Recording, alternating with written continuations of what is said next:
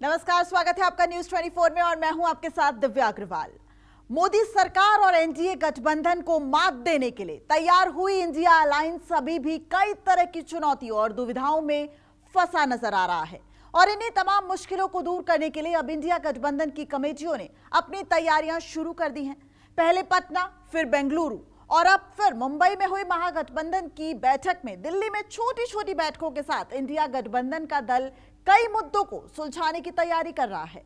क्या है इंडिया का प्लान 2024 और कैसे गठबंधन अपनी प्लानिंग को अंजाम तक पहुंचाने के लिए रणनीति बना रहा है, देखिए हमारी स्पेशल रिपोर्ट में।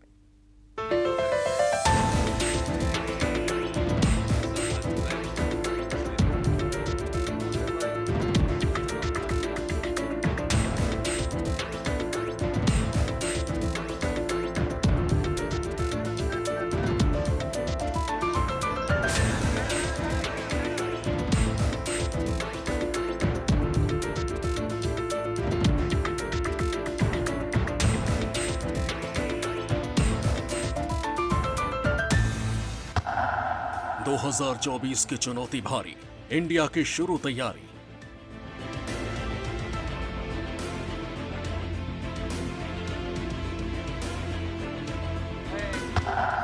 मीटिंग मंथन का सहारा, मिलेगा जीत का किनारा।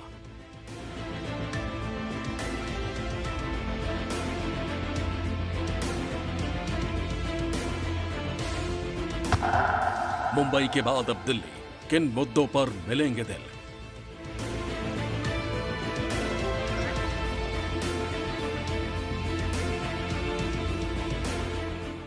पहले पटना, फिर बेंगलुरु, फिर मुंबई। बीजेपी के नेतृत्व वाली एनडीए का मुकाबला करने के लिए देश के 18 विपक्षी दल साथ आए और तीसरी मीटिंग तक पहुंचते पहुंचते गिनती 38 तक पहुंच गई। लेकिन विपक्षी संगठन के सामने कई ऐसे सवाल हैं जो अनसुलझे हैं।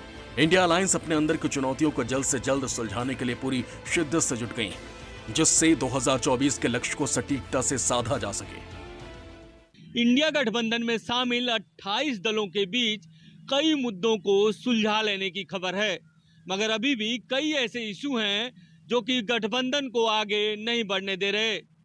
लेकिन गठबंधन में शामिल सभी पार्टियों का दावा है कि चुनावी मैदान में उतरने से पहले सभी मुद्दों को सुलझा लिया जाएगा। इसके लिए मुंबई में गठित 5 कमेटियों ने अपना काम शुरू कर दिया है। विपक्षी गठबंधन के लिए एक तरफ जहां पूरे देश में सीट शेयरिंग सबसे बड़ा मुद्दा है, वही गठबंधन का कप्तान चुनना भी बड़ी चुनौती है।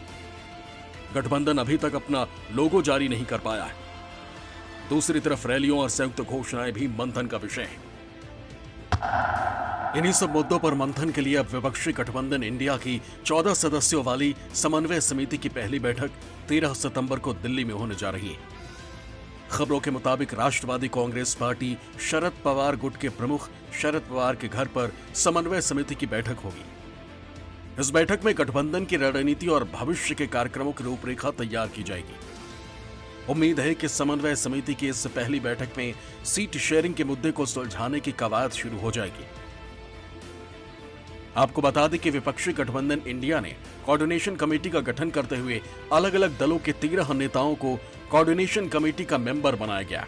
कोऑर्डिनेशन कमेटी में कांग्रेस से केसी वेणुगोपाल, एनसीपी से शरद पवार, डीएमके से टीआर बालू, जेएमएम से हेमंत सोरेन, शिवसेना से संजय राउत, आरजेडी से तेजस्वी यादव, टीएमसी से अभिषेक बनर्जी, आप से राघव चड्ढा, समाजवादी पार्टी से जावेद अली खान, जेडीयू से ललन सिंह, सीपीआई से डी राजा, नेशनल कॉन्फ्रेंस से उमर अब्दुल्ला, पीडीपी से महबूबा मुफ्ती को जिम्मेदारी दी गई।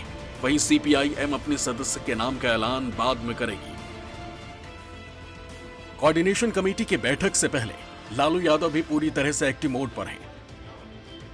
झारखंड के देवघर में 2 दिन के दौरे पर पहुंचे लालू यादव ने गठबंधन की लीडरशिप पर साफ कह दिया कि दूल्हा गठबंधन में से ही कोई बनेगा। इंडिया जो संगठन बनाया है हम लोगों ने 28 पार्टी के लोगों ने, उसके काम को अब शुरू करेगा। तो उदाहरण ले जाएगा, उससे बस जुड़ा हो जाएगा। इन दिनों देश में भारत बनाम इंडिया के मुद्दे पर लालू यादव खफा नजर आए। इस बाबत सवाल पूछे जाने पर लालू ने कहा कि इंडिया ही भारत है और भारत ही इंडिया। इंडिया या भारत, ये देश की जनता आने वाले चुनाव में बतलाएगी। कर्नाटका में भाषण शुरू करते प्रधानमंत्री बजरंगबली की जय, लेकिन बजरंगबली ऐसा गद्दा मारे कि लोग साफ हो गए वहाँ, और फिर पूछने वाले नहीं आए। मुंबई के मंच से भी लालू अपने अंदाज में मोदी सरकार पर गरजे थे और लालू यादव का वही अंदाज अब भी बरकरार है। महंगाई और G20 समिट को लेकर भी लालू यादव ने एनडीए सरकार पर हमला किया। इससे क्या होगा, देश की जनता को क्या फायदा होगा? लोगों को बुला के इतना खर्चा कर रहे, देश का प्रॉपर्टी बर्बाद हो गया। देश के आम जनता को क्या फायदा होगा? 2024 लोकसभा चुनावों के लिए करीब 7 महीने का वक्त बचा। मुंबई में हुई मीटिंग के बाद इंडिया गठबंधन ने 5 कमेटियां बनाकर जल्द से जल्द मुद्दों को सुलझाने और एनडीए के खिलाफ ताकतवर रणनीति बनाने की तैयारी शुरू कर दी। मुंबई मंथन में इंडिया अलायंस ने कोऑर्डिनेशन कमेटी बनाने का फैसला लिया।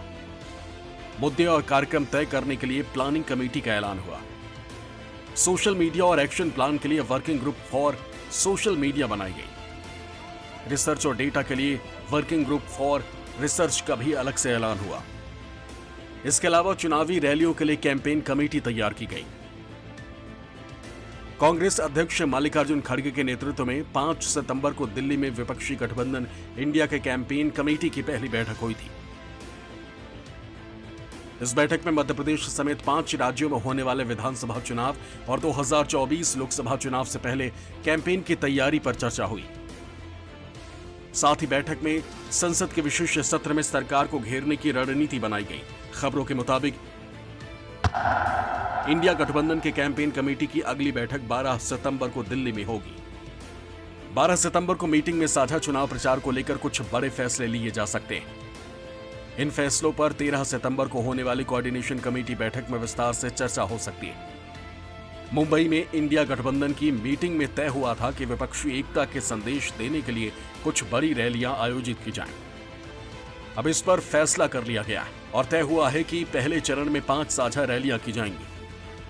दिल्ली, चेन्नई, गुवाहाटी, पटना और लखनऊ पर साझा रैली सहमति बन गई, लेकिन अभी ये फैसला नहीं हो पाया है कि पहली रैली कब और कहां होनी है।